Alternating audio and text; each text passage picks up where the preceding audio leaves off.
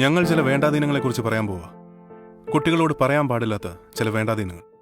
നീ കറുത്തതാ, നീ തടിയനാ, നീ മെലിഞ്ഞതാ, നിനക്ക് പൊക്കമില്ല, ഇങ്ങനെയുള്ള കാര്യങ്ങളൊന്നും തമാശയ്ക്ക് പോലും കുട്ടികളോട് പറയരുത്.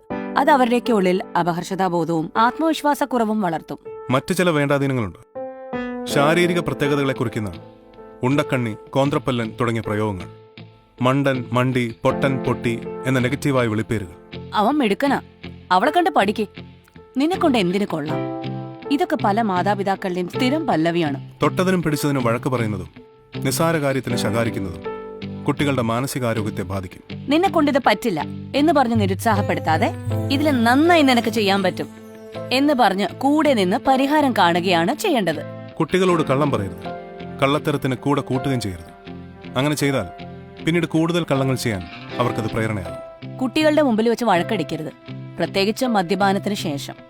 അതുപോലെ തന്നെ മോശം വാക്കുകൾ ഉപയോഗിക്കുകയും അരുത്.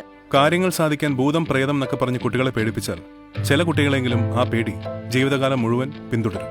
പെൺകുട്ടികളായാൽ അടക്കവും ഒതുക്കവും വേണം എന്ന ക്ലീശകൾ നമുക്ക് ഒഴിവാക്കാം. പെണ്ണായതുകൊണ്ട് മാത്രം ഇവിടെ അധികമായി ഒന്നും ശീലിക്കേണ്ടതില്ല. നീ ഒരാണല്ലേ? പല ആൺകുട്ടികളെയും നമ്മളിത് ഓർമ്മപ്പെടുത്താറുണ്ട്. അതവരുടെ മെയിൽ ഈഗോയെ വളർത്താനേ ഉപകരിക്കൂ. റോൾ മോഡൽസ് ആകണം അച്ഛനമ്മമാർ. ആൺകുട്ടിക്കും പെൺകുട്ടിക്കും തുല്യ പ്രാധാന്യം കൊടുക്കുന്നതും ഉത്തരവാദിത്തങ്ങൾ തുല്യമായി പങ്കുവച്ചു കൊടുക്കുന്നതും പരസ്പരം ബഹുമാനിക്കുന്നതും നമുക്ക് വീട്ടിൽ നിന്ന് തന്നെ തുടങ്ങാം.